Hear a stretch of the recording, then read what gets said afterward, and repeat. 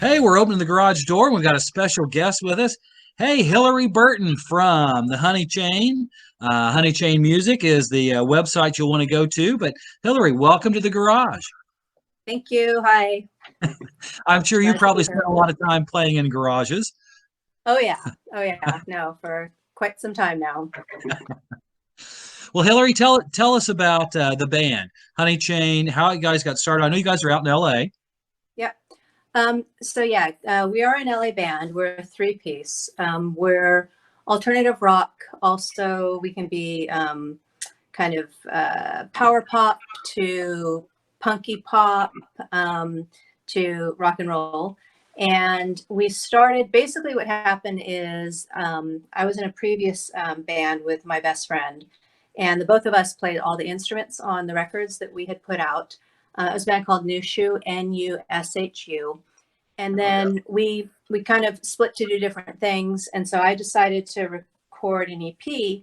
And since I play drums and guitar and bass, I just put out an EP where I played everything. And then a friend of mine heard it and she's like, "Oh, you really need to put a band together to support these songs, to go play them live." And I was like, "Oh, okay." And so that's kind of how Honeychain became a band other than just me. And so we've put out a couple records, and we're putting one out. We just signed with Die Laughing Records and Golden Robot Oh, very cool. Entertainment Group. Yeah. And so we're putting out our first single June 19th. We actually, this week, this past week, we have the lyric video for the first single, Pocket Full of Good Luck, which is out on YouTube now. And then that'll follow with the full release this year, so summer. So we're super excited. Yeah, I just checked out the Pocket Full of Good Luck, and I really liked it. To me, I mean, there's Cool. those power again. We talked earlier about crunch Yeah. guitar, power guitar Yeah. sounds with power chords in there. Power. I'm a power pop punk fan, huge fan. Okay. Cool. Rooted in the Beatles, but I hear a lot of stuff in some of your music. To me, I hear a little bit of the Attractions. Elvis's Mhm. band.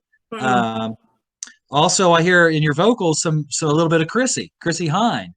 That's Um, interesting. Yeah, you're not the first person to say that, and it always surprises me because it's like I don't hear it. I mean, I grew up loving the Pretenders, who hasn't, right, or doesn't. So no, I appreciate that, and it's funny you mentioned the Attractions. We actually covered This Year's Girl for a compilation called Beyond Belief, which was released where the funds raised were donated towards Mr. Holland's Opus to give uh, access to kids to musical instruments. Oh, wow. So that's a cover we did that was really, really fun. yeah, I checked out that as well. Being a Okay. huge Declan McManus fan, I had to check it out. Of course, I think you was it This Year's Girl. I can't remember off the top of my head. Is that Yep. right? Is that what you Yep. covered? Okay. Yep. Okay. Good call. And the You way I guys did a wanted really to good approach version. that, yeah, and I changed the tempo slightly, but it was one of the ones where it was just two members of Honeychain did it at the time, and so I played guitar and drums on that, and I kind of geeked out at the very end of the outro. I switched the kick pattern ever so slightly, but I'm like, oh, it was like that one thing that I did playing the drums on that song. I was like, oh, I like that. So.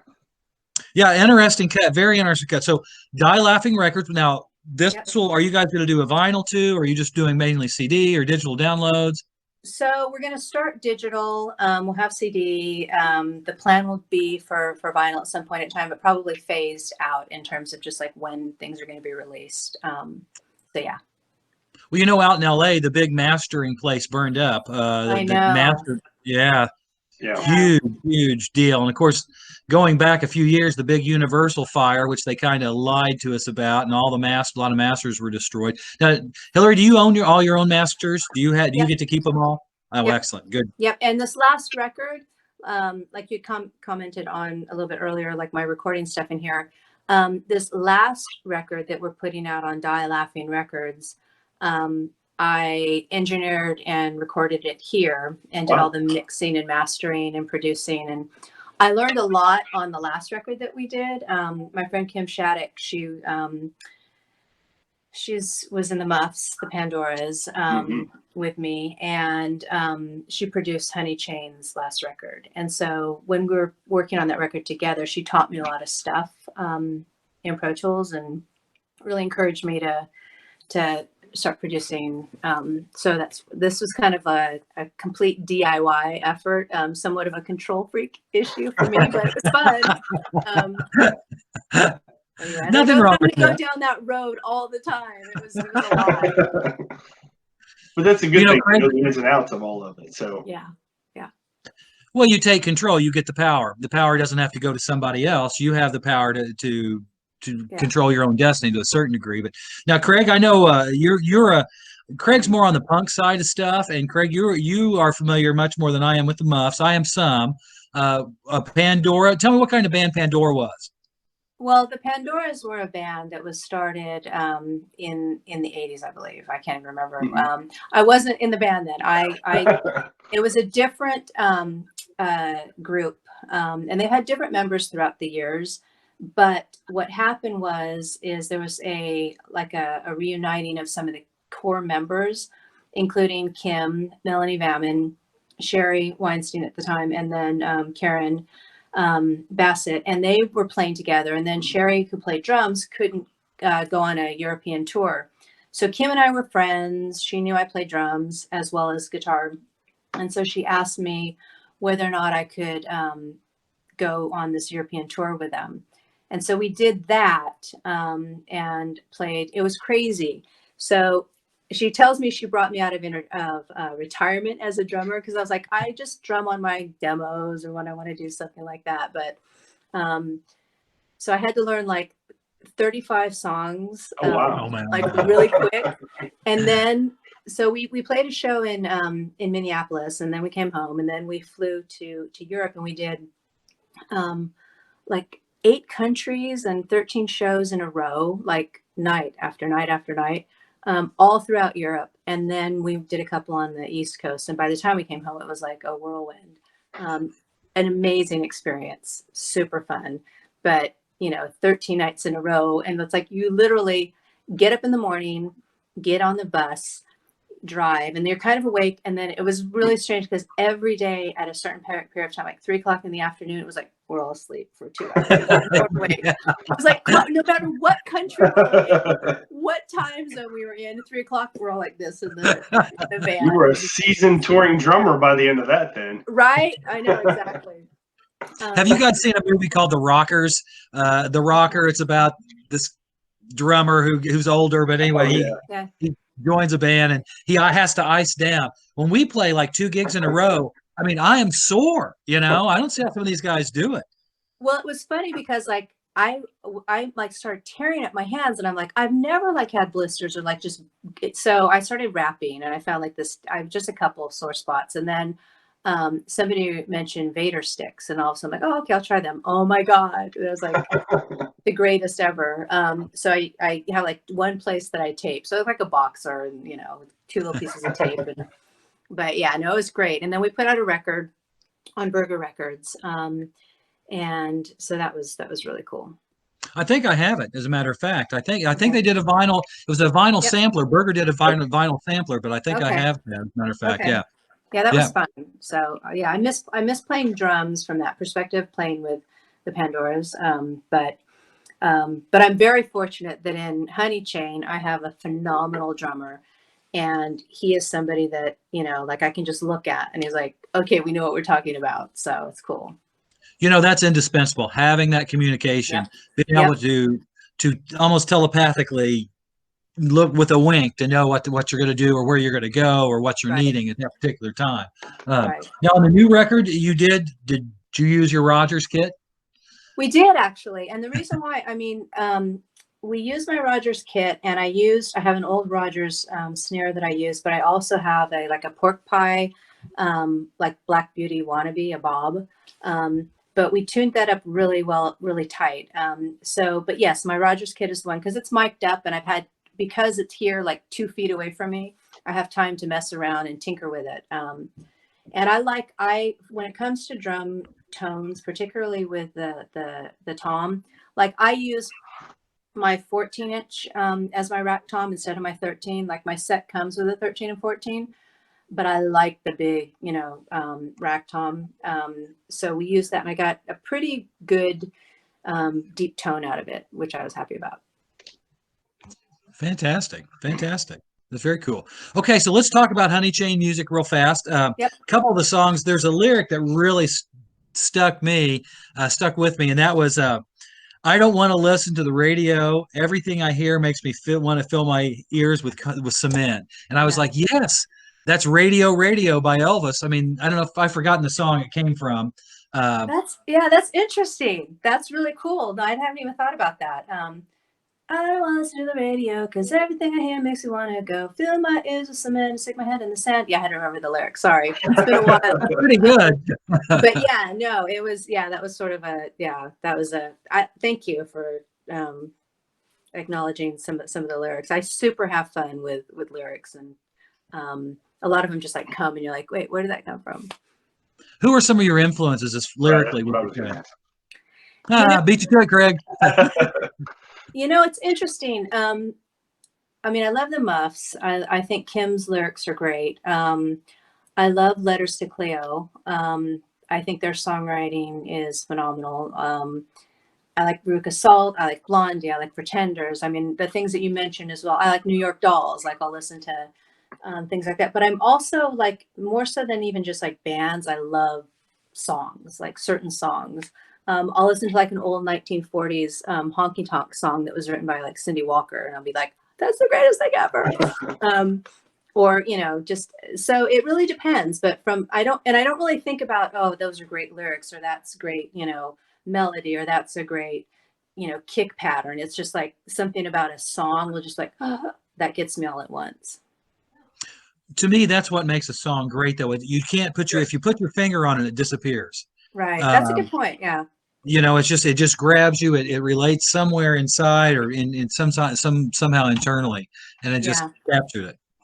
You mentioned Blondie, and that's what I told Troy. I said, you guys kind of sound like if Blondie came out now. Like, you have that sound that, and then you mentioned New York Dolls, and I never even thought of the New York Dolls, but now that you say that, I can hear the New York Dolls a little bit in your stuff. Well, it's kind of just sort of that kind of like, every once in a while I love like the sloppiness of how the Dolls will approach a song. But that kind of catchy. It's catchy, and you guys have a nice hook with your stuff. So I think that's going to go places for you. That. Thank you. Yeah, sorry. No, but now, Hillary, I wanted to talk a little bit about back behind you are some very cool guitars. Just briefly, I know you don't have eyes in the back of your head yet, but if you would just tell us what we have back there. I can point. Yeah. So the black one with the custom pickguard, it's a Mexican-made Fender Toronado. Toronados were only made for a short time frame, I think maybe 4 years. But it's the only Fender that is scaled like a Gibson. And prior to switching to this guitar, I was playing a Gibson Les Paul, but I'm really a spaz when I play live. And the Les Paul was just like, particularly the way that it's cut or not tapered, was just beating the heck out of my my hip. And I'm like, oh, between that and like the fact that it weighs 1,000,000 pounds and I'm trying to jump all over and not kill myself. Right. I decided, oh, there's a Fender that, is scaled like a Gibson. And then I just fell in love with it. And so I have a couple Toronados. And then the blue guitar it's a 1960, I want to say 7, I think, Tisco shark fin. And it's like my favorite neck to play. It's amazing.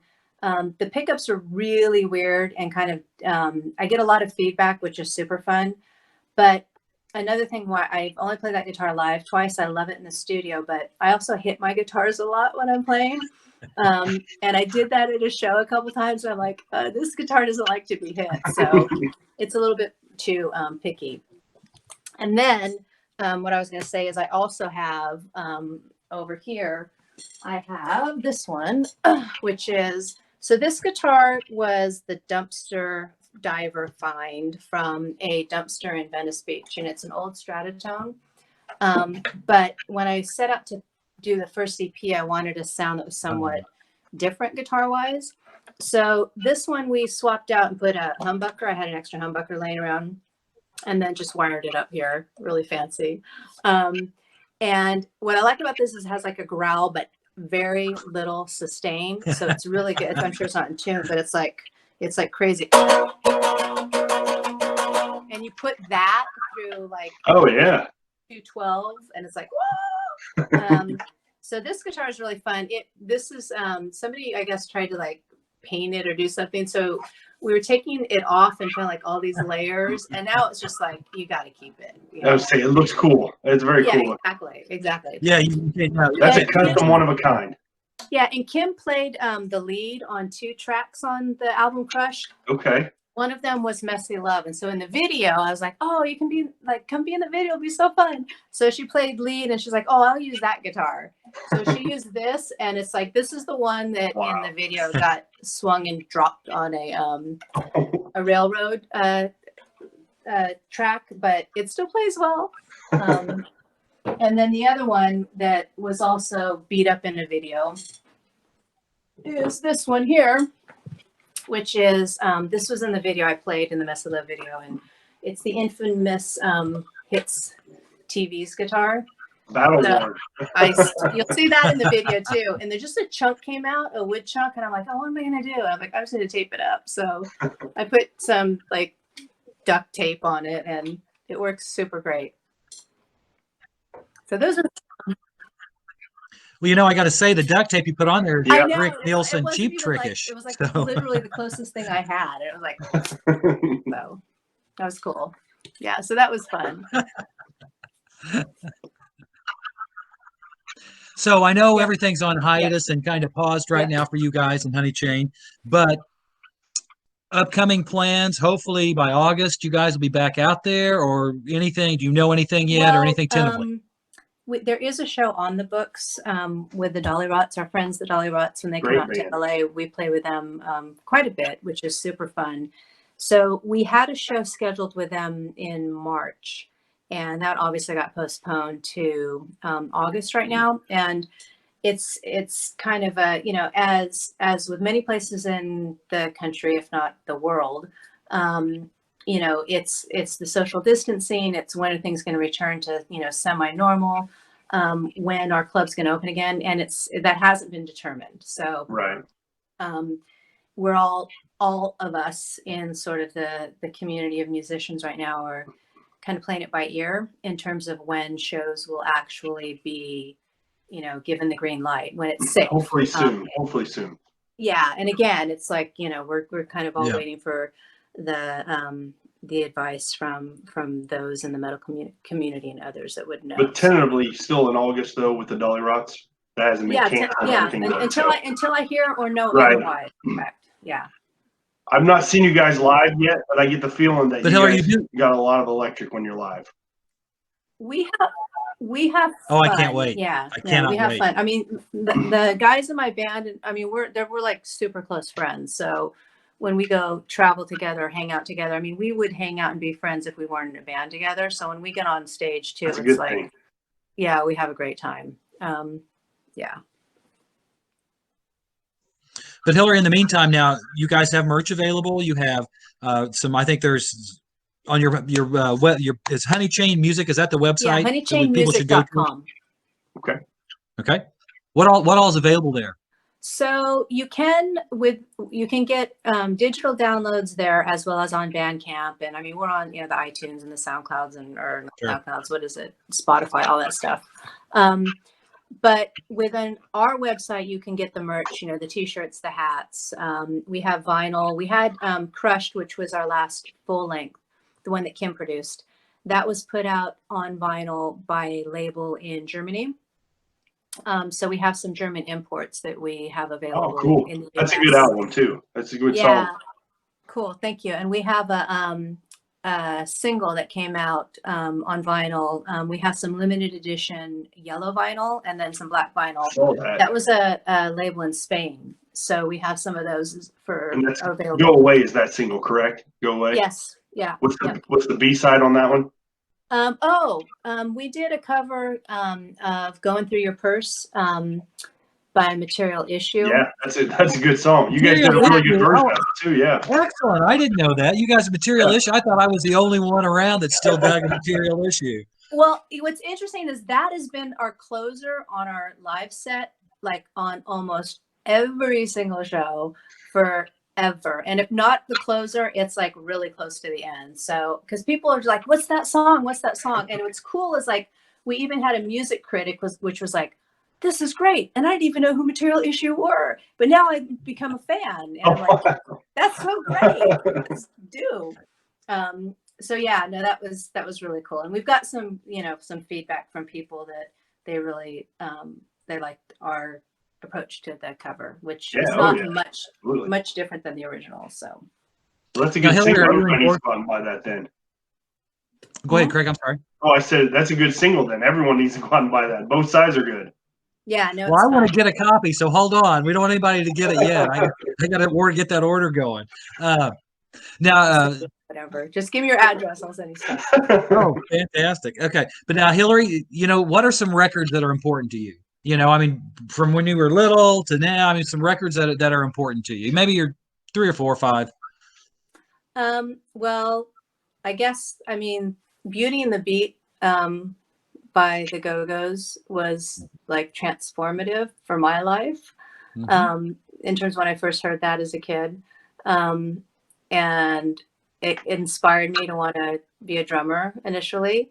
And so learning how to play drums was literally sitting as a kid with headphones and then trying to figure out how to play Beauty and the Beat.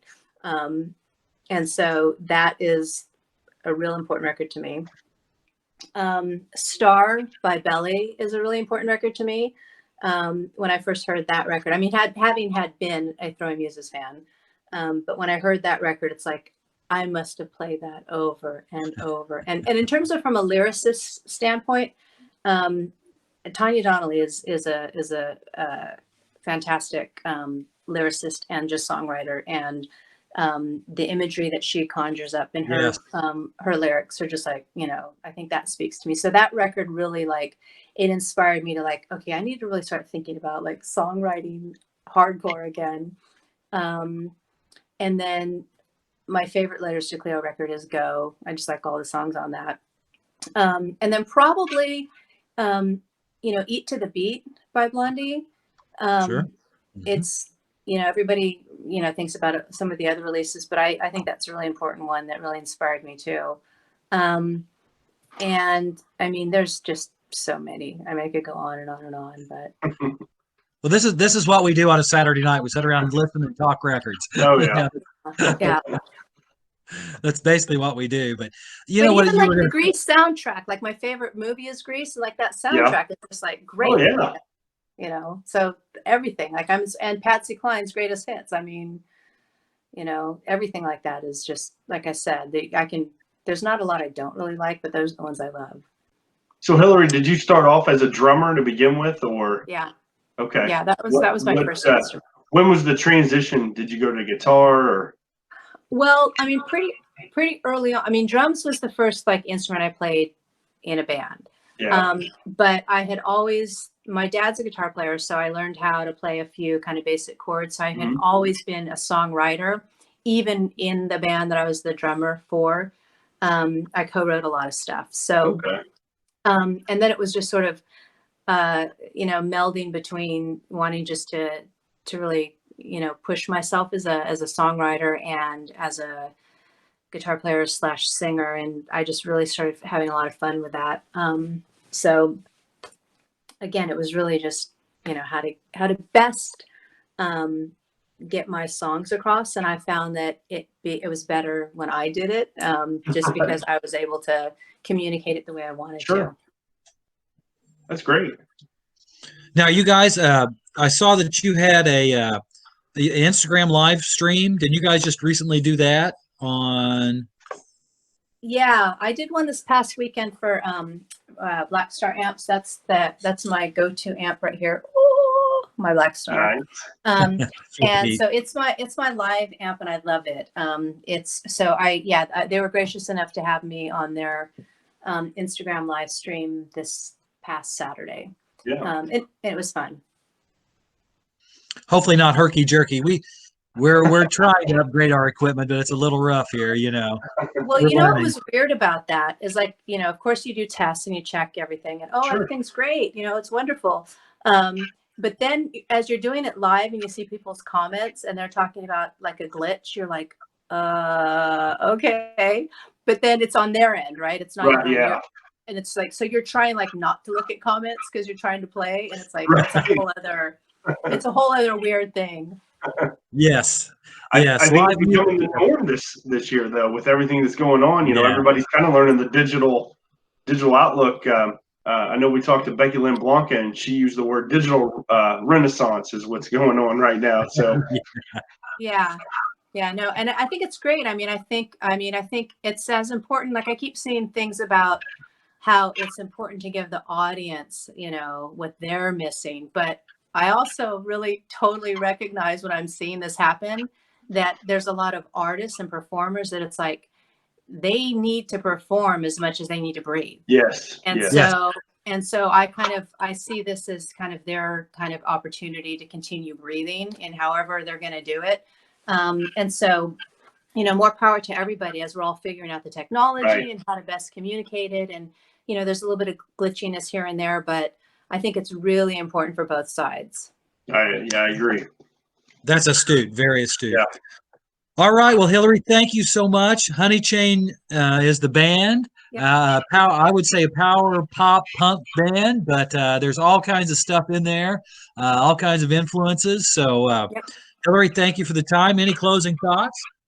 No, just I appreciate having an opportunity to talk to you guys, you know, and everybody just continue to stay safe and sane, and, you know, pick up a guitar, pick up a set of drumsticks, and, you know, use that as an expression of however you need to express things right now, because it's working for me.